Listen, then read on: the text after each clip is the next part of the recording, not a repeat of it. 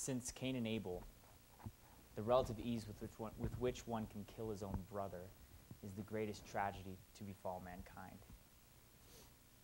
From the Amalekites and the Midianites of the Old Testament to the Jews of Nazi Germany to the helpless Tutsi of Rwanda, the history of man, despite scientific progress, is a tale of sorrow and murder.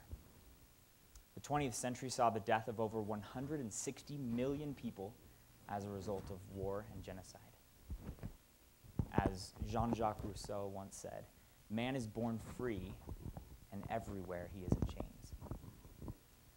I personally have had the harrowing experience of looking into the eyes of survivor victims of the Khmer Rouge genocide that was carried out in the Kingdom of Cambodia, of seeing the outer limits of human nature's blackness.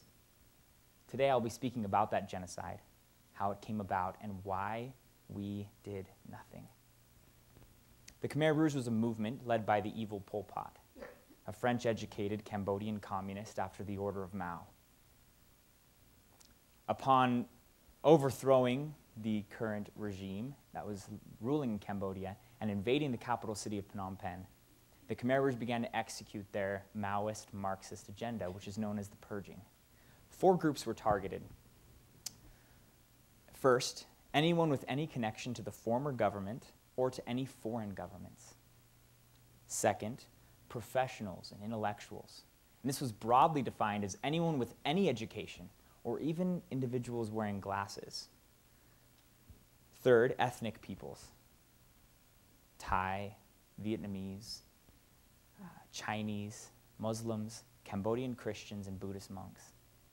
The 4th group that was targeted were individuals known as economic saboteurs, those urban dwellers found to be completely incompetent at farming and therefore rendered useless by the existing regime.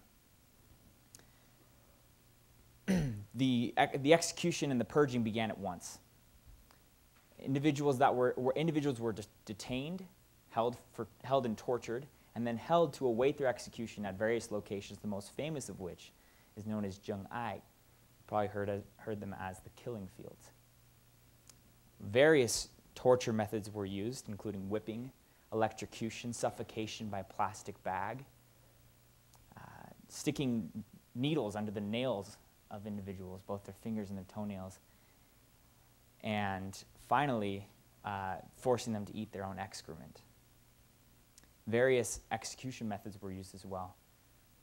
Some were smashed in the face with a machete and left to die in agony. Some were shot, mercifully, with a single bullet to the head.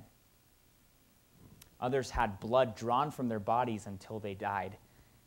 And the one that is most horrific to me is the slow and steady sawing of the throat, of the neck, with a palm frond.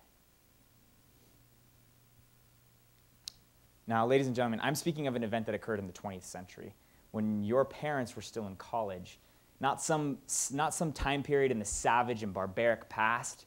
The 20th century, over 2 million Cambodians were killed, and they were left so destitute that the Vietnamese came in and liberated them, only to all but enslave them for another 10 years.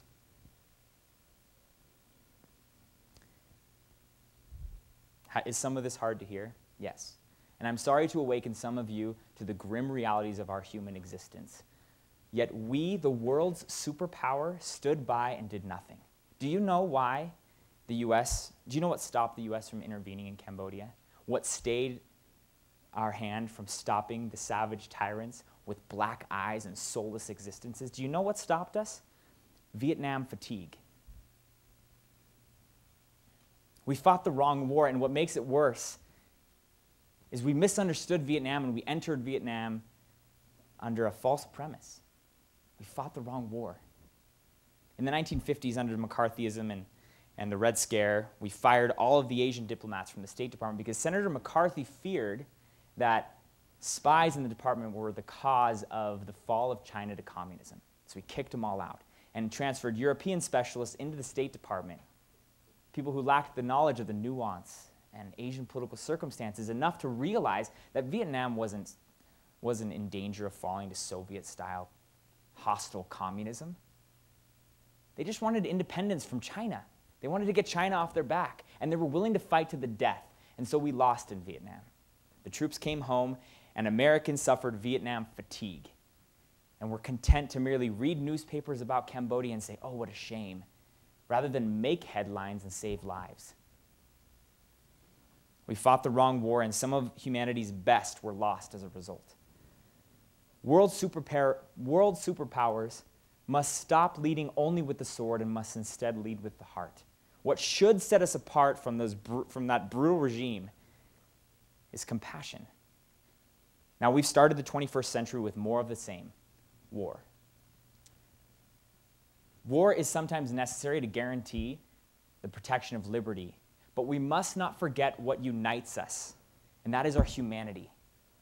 Our humanity is our common bond. Compassion, cooperation, and charity must be the hallmarks of our foreign policy in the 21st century.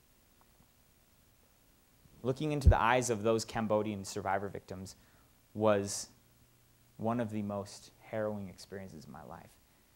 My hope is that my children need not have such an experience. Thank you.